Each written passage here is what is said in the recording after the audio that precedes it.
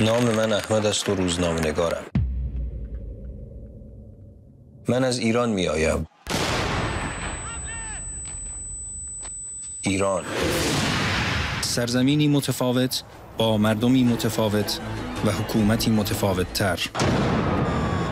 من روزنامه‌نگاری ایران و روزنامه‌نگاری زندان میدونم. برگشتم به صورت مامانم نگاه کردم، صورتش مثل گچ سفید شده بود. چی شده سجاد؟ با میترسم دنبالم باشن. کی دنبالت باشه؟ نزدیک به 150 نفر حداقل بازداشت و زندانی شدن. من فکر می‌کنم که اوین اینجوریه، مثلا تا بریش اولت افتاده پایین مثلا. واقعا این خبرا نیست. واقعا نیست. اومدن سراغم که لباسامو در بیارن، من مقاومت کردم که یکیشون از پشت ناقافل صندلی زد پشت گردن و من افتادم. مثلا یه نفر می‌بردن اعدام می‌کردن.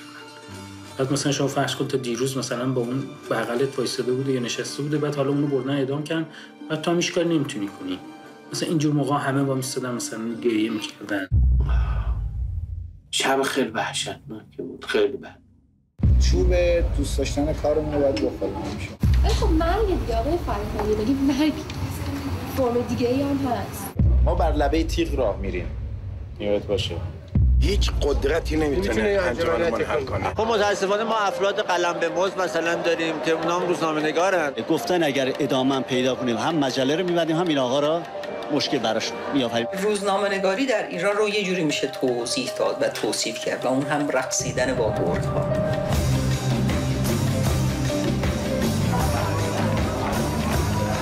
بعد حرکت کنیم، بعد بنویسیم، بعد تولید کنیم. اگه این کارا رو بکنی زنده رو. اگه امید داشته باشی میتونی راه بری، میتونی زنده باشی. اگه امید نداشته باشی میافتی و نابود میشی، یخ میزنی و هیچی ازت باقی نمیمونه.